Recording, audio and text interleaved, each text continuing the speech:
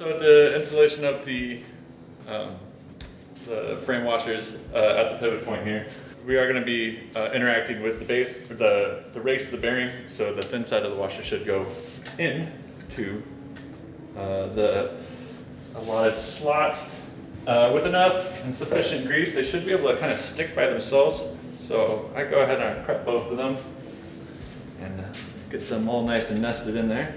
In order to expand this area, I'm going to go ahead and compress the triangle a little bit. And that's going to let us sneak this guy on without damaging anything. And we can get it into the right place. Next, I'll install the axle. These are slotted, so make sure the flats are pointing vertical. And also the axle should be greased. Is greased. All hardware from the Epic will come with nylon patches on all the threads. These nylon patches can operate with grease around them. The contamination does not make it any less holding resistant. If your threads don't have any nylon patch left on them, please replace that hardware.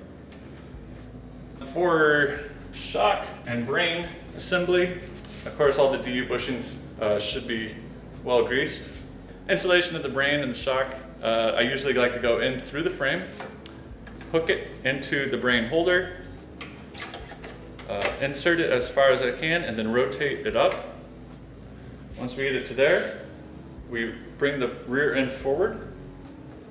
And then from here, I like to go vertical from the bottom into the rear end itself.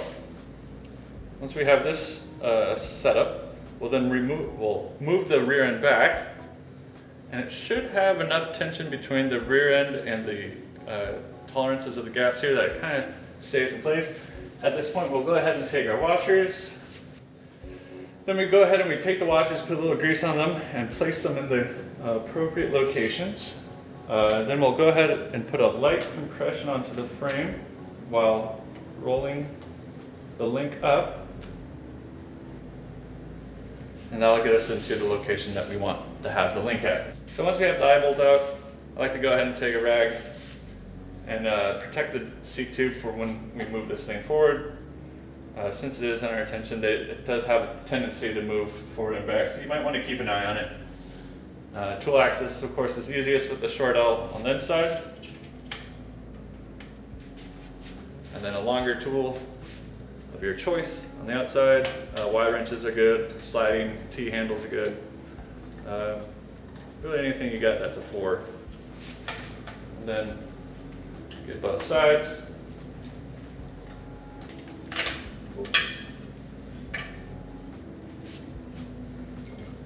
Once we have those 2 screws removed, we can then also go ahead and go back.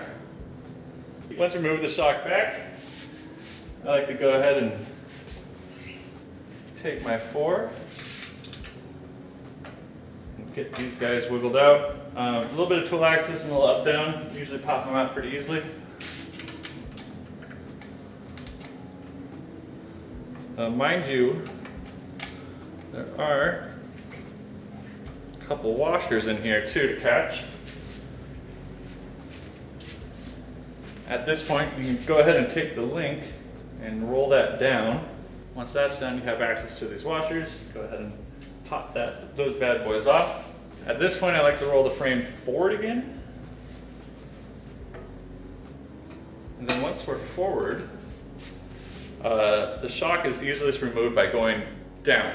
So I will take my thumbs and I will push gently straight down. And then once this is free, go ahead and go towards the non-drive side, and you'll have your shock in hand. At this point, I like to grab the brain, rotate it inwards, and then pull back. And then you'll have access to pull out the rest of the shock. Go with cable management, just to go over a couple small things real quick. The nylon's tubes do go from the entry ports at the chainstays to about here-ish. And then the rest, of course, will go out the single exit port. For any kind of brake and stuff, pretty simple. Once you have it through the nylon tube, go ahead and run the brake all the way out the front and top, and then just go ahead and bring the brake all the way into the frame. Once you have it here, grab yourself a churro of an appropriate length, of course. Go ahead and baby powder up your churro. Slide it on in. And then at this point, I like to grab the caliper and install the churro as deep as I can. And at this point, you should be able to just pull the line back and the churro will sit in nice and deep. At this point, I pull the hose back and I take my thumb and I go in from the bottom of the head tube and I pull the hose into the exit port. Once the thumb is holding it on right here, I push with the hosing from the caliper and go ahead and get it all the way on. A quick little note about the back end here, of course. When you're doing a caliper adjustment on this guy, what I like to do is I go ahead and get the caliper on here, put the wheel in, adjust it lightly to figure out where it is in line. And then at this point, I like to take the wheel out so I can have better tool access out the back. If the wheel is in, it's a little bit harder to get your torque wrench all the way down in here and have a good turn on this thing.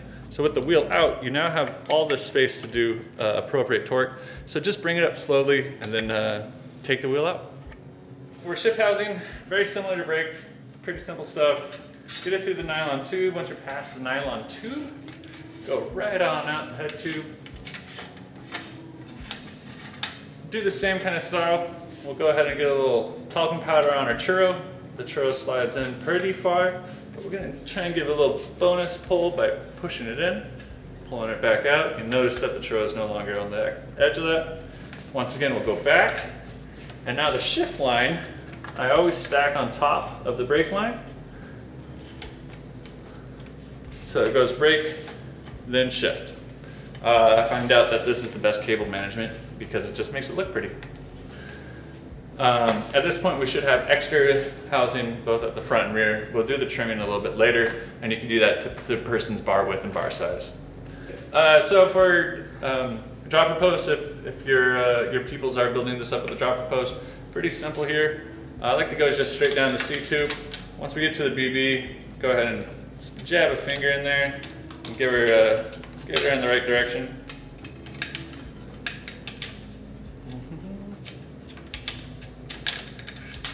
Once we get it in the right direction, go ahead and go all the way out the head tube again.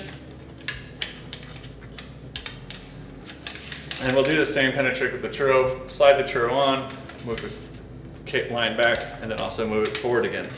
At this point, the dropper post I like to put on the highest part of the ICR port. So go ahead and reach in through the bottom, and then put your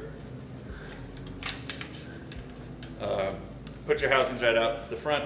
I like to, at this point, depending on the size of rider and if I know what size they are, I like to put the exit housing at the C-tube just 30 mils right off the top. And depending on the size of the bike, I like to go from 120 to 200 millimeters out. It's also depending if it's somebody's fit bike or whatnot. But at this point, I'll usually cut my housings to the point of where I think it'll be good.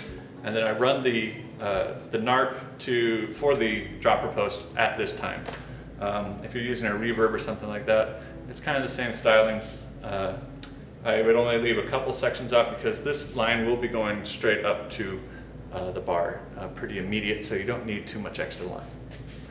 Of course, if you fail at doing that at a very sharp rate, there is a bit of space still in here inside the down tube that you can press the line into, but it's not the best way to do it because it incurs more drag when you have radians inside the down tube.